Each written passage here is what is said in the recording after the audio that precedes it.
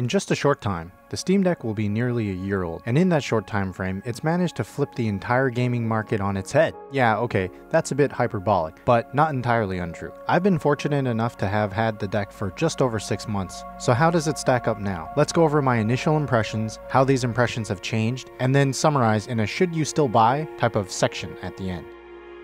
So my first impressions. When I got my 512GB Steam Deck, I fell in love with the device almost instantly. I did pre-order on day one after all, and so I wasn't making the purchase blindly on a whim. The first thing that stood out to me was the form factor. It looks huge in pictures, but the size and the weight of it all comes together quite comfortably in your hands. That's what she said!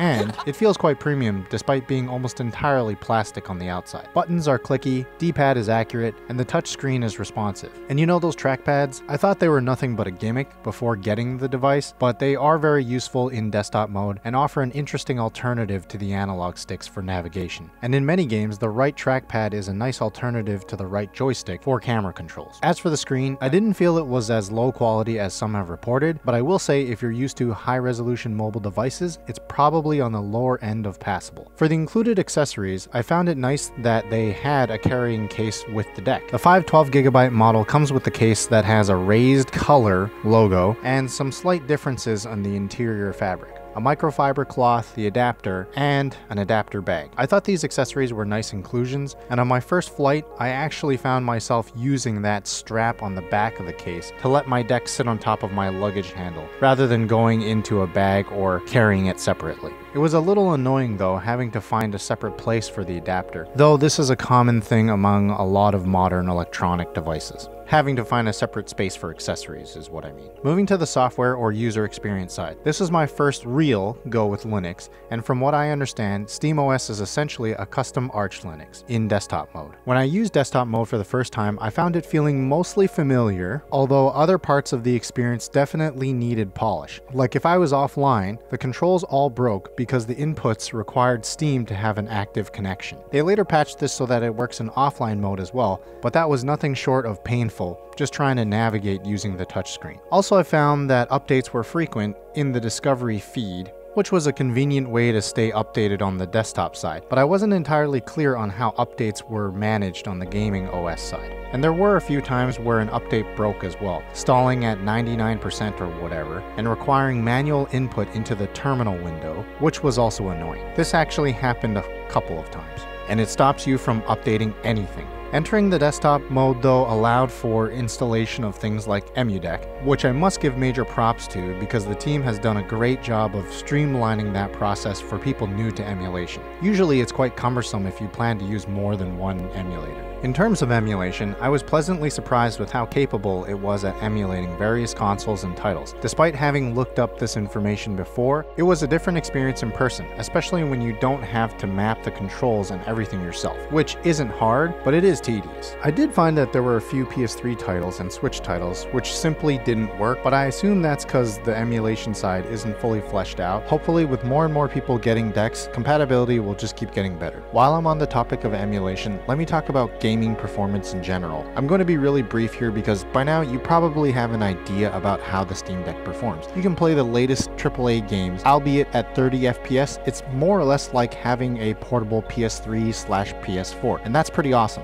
That was definitely my thought when I first got the Steam Deck. Going back to gaming mode, which is the front end for SteamOS and actually accessible as a UI on Windows now, it was very simple to navigate and intuitive for the most part. There were little inconveniences, like not being able to specify where to install a game, but most of those issues have been ironed out in the updates since. One feature here that plenty of people are positive about is the sleep/resume function. It's one of those things that you don't think will matter much, but whether you're getting off the train or just packing up, it's super convenient to just hit the power button and pause the game, then later come back to it just by pressing power again. And when trying the game, I was actually surprised at how snappy SteamOS felt for the games I had in my library, which were listed as verified and even some that weren't. Controller layouts almost always automatically worked without having to do much in the way of tinkering. All of these positive experiences really did change how I started to game. In fact, I pretty much stopped gaming on my desktop, using that primarily for work and content creation, while constantly browsing the Steam store both on deck and on my phone to see what deck verified or playable games I could buy. It literally changed how I I went about looking for games in the Steam store. But some of these feelings toward the deck did change over time, so let's go over what's changed. But before that, this video is brought to you by Raid Shadow Oh, no. We're not doing that. But do me a favor and hit those buttons on screen and check out the links in the description if you like the video and want to support the channel. Thanks for watching.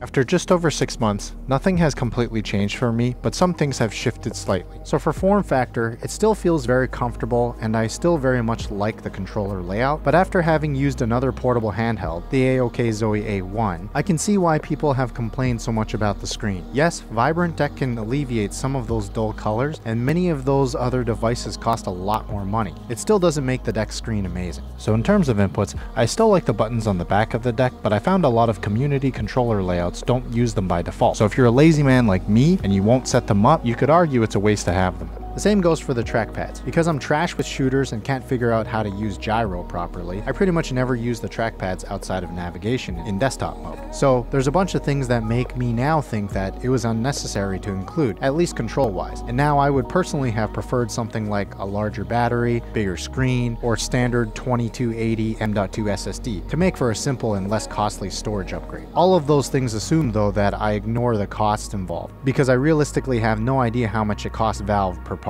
For the accessories, it gradually started to annoy me that I needed to put the charger in that sleeve compartment, and the adapter doesn't have a detachable USB-C cable. It's another completely personal gripe, but because there are aftermarket cases like the JSOX case that have extra space for accessories, it just feels like a waste of the case that Valve included if I'm not using it. It would have been nice if Valve let you pay a premium like $10 or $15 more for an upgraded case, rather than just shipping these two variants by default, which really aren't that different. In my time with the deck, I've also gotten to use a few docks and hubs. Nothing really mind-blowing there, except that I will say having only one USB-C port bothers me less than I thought it would. Moving over to the user experience again, it's still pretty smooth and in some ways improved by the additional on-screen prompts that show up when you try to install anything that's not verified. Although it would be nice if you got that kind of prompt when you try to buy a game that's unverified as well. Just saying, Valve, you can make it happen. And then there's the issue of third-party launchers being used in the background, which can break games at any given time. Like in my Mass Effect Legendary Edition review, I mentioned that the game was previously playable, then it wasn't. I won't get into the nitty-gritty of it, check that review out if you have time after this one.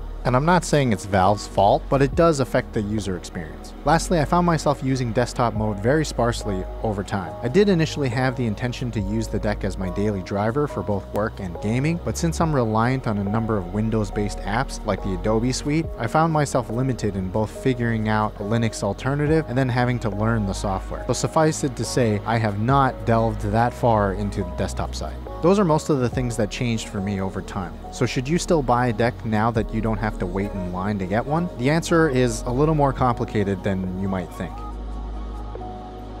Okay, so let's try to make this as simple as possible. After all, that's why you skip to the ending, right? I think you should get a Steam Deck if you want to get into PC gaming and you have a little bit of patience. Alternatively, you are a member of the PCMR and you want to tinker. Having that patience or willingness to tinker means that you understand there will be bugs and things will break.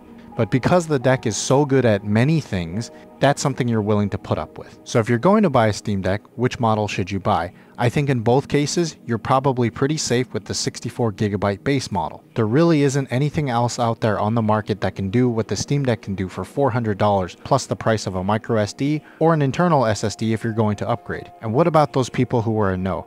I think the Steam Deck is a no for you if you truly want that console-like experience and aren't willing to put up with things that break, or you really are attached to Windows like I am. For those out there who are willing to spend more money, and I do mean a lot more money, things like the AOKZOE A1, ONEXPLAYER 2, or GPD WIN 4 might be better choices for you, because in those cases, at least you have additional USB-C ports, eGPU compatibility, and of course, Windows. So there you have it. But tell me what you think. Are you still going to buy one? And if you have one, are you going to hold on to it? Be sure to subscribe for more content like this. Come back for more games, gadgets, and gear.